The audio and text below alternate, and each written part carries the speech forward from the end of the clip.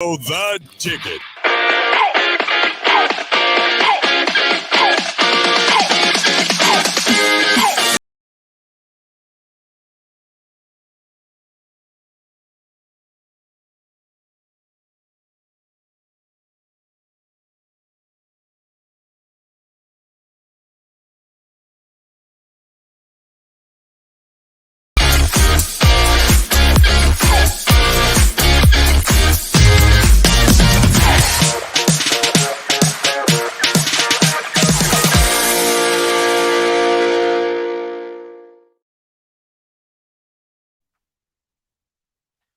All right, what's going on, and welcome back. Hour number 2. This is Idaho Sports Talk. Prater in the ball game in Prater every Friday.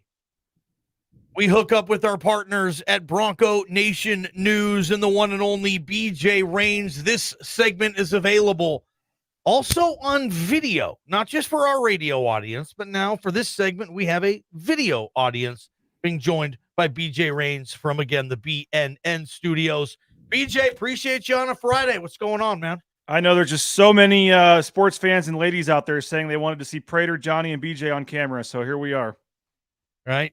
A lot of them, huh, Praters? Yeah. This is my favorite segment.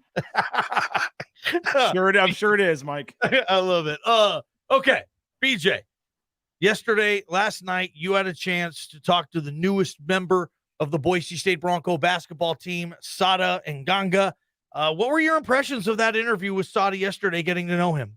Well, obviously, he's still working on his English, coming over from Angola in time for high school 4 years ago. So it was a little short with some of his answers, but I think he's excited. I think he really was looking for a place where he has a chance to come in and make an impact right away. He talked about possibly going to Kansas or somewhere and maybe not having a chance at an immediate impact that he could at Boise State. So I think he's excited to be coming to Boise. He said he really enjoyed the town on his visit, and I think he feels like he has a chance to help this team. And he noted, the fact that they won the championships and he's coming into a winning team. And I asked him his number one goal, and he said it's to win. So he wants to come in and help this team win. And like I said, I think he, I asked him multiple times and kind of rephrased it.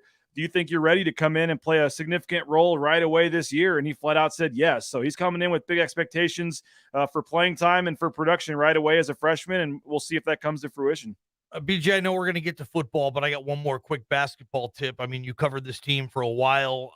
Freshmen play early in college basketball now. What are your expectations of Sada? Do you think he comes in and plays right away, like significant minutes?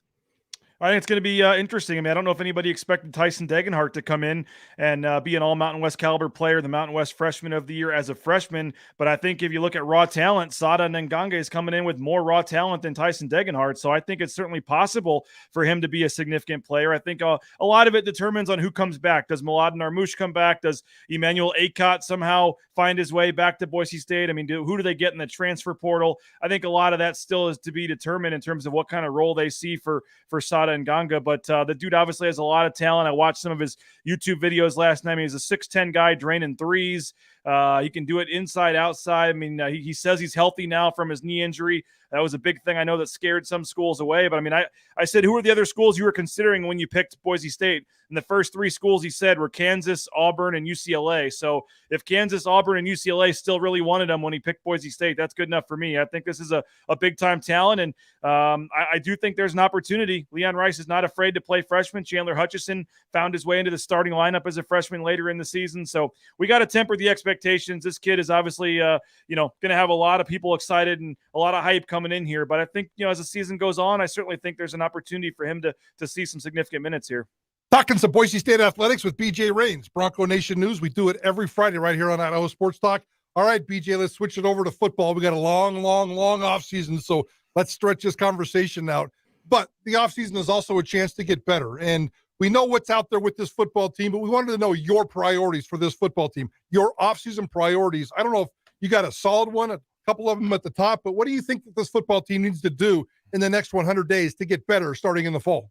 Well, it's funny because I asked that question almost exactly to all the players and Coach Avalos that we talked to after the game. And I think the one word for me is consistency. I mean, this team obviously has some talent, but at times last season lacked the consistency. And whether it was in practice, whether it was in the meetings, whether it was at games, we just heard a lot about guys showing up late to meetings, things like that. I mean, the whole culture Andy Avalos is trying to build here. I think they need to just solidify that over the summer with these player run practices. And if you want to look at particular positions, obviously I think the offensive line is going to be a big one, and really trying to solidify that running game. That's going to be huge for me. I mean, that might be the biggest question, storyline, whatever for me going into the season is, can this offensive line be better than last year, and can they run the football? And if they can do both those things, take some of the pressure obviously off Hank Bachmeier, and I think the offense obviously can move the chains, have the time of possession a little more, and make things a little easier on the defense. So I think the offensive line is a huge key to the season. They can't get off to the start they did last year, so whatever that takes in the summer in terms of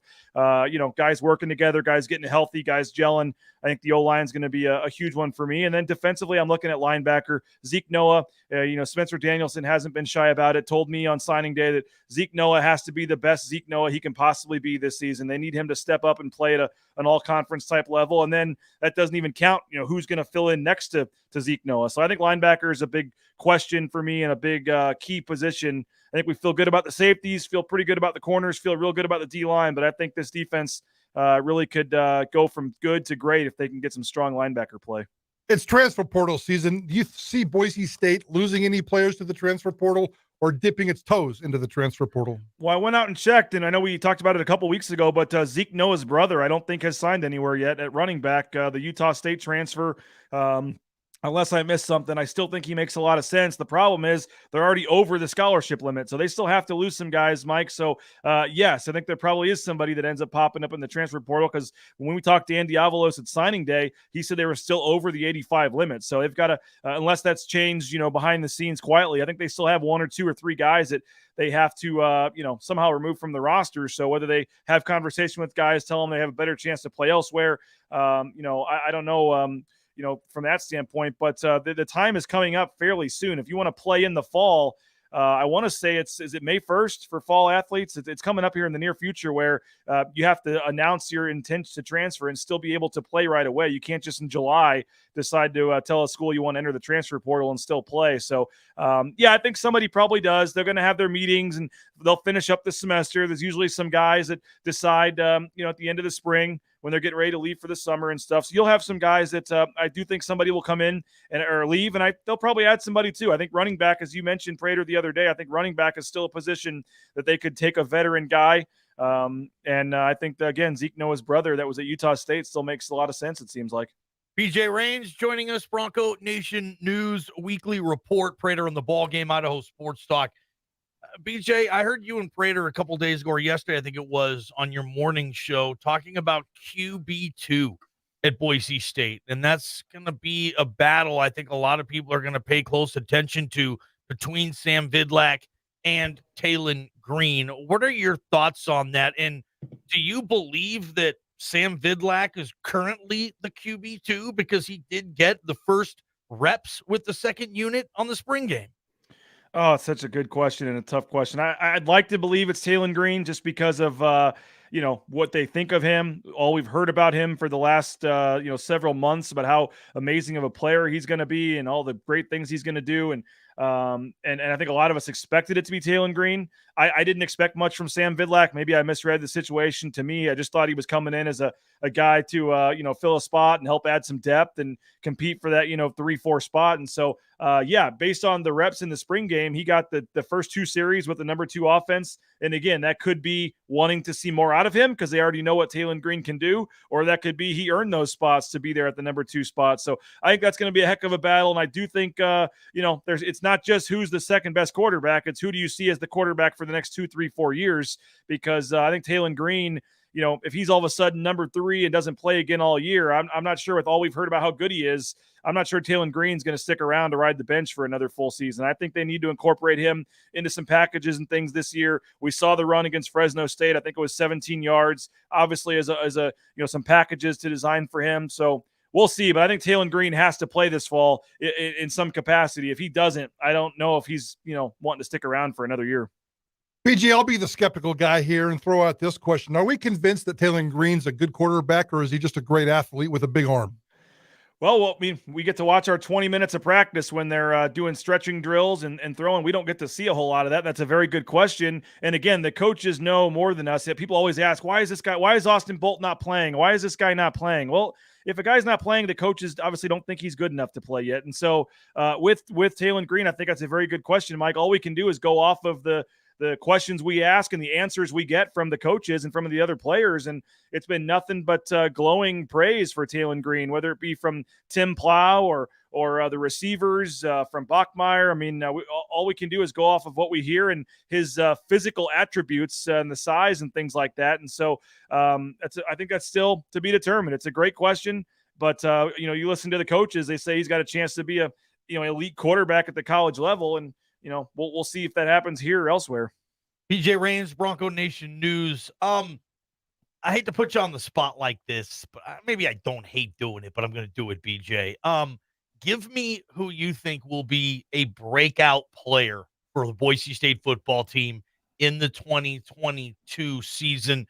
Someone maybe who didn't have much of a season last year for whatever the reason, and next year becomes one of the better players on the team. Do you have anybody? Well, I mean, I hate to take the easy way out, but I mean, I think there's a couple of guys at the running back position, whether it's Ashton Genty as a true freshman, whether it's Tyler Crow getting more of a chance to play some significant reps. I think the receiver position has a chance for some of those guys, whether it's a Latrell Caples that only had a couple of catches last year. I think he's a guy. Billy Bowen's another guy that hasn't really had a huge opportunity at receiver. I think both those guys and then I think the linebacker position. We mentioned Hawkins and Schramm and some of these guys that are trying to fight for playing time.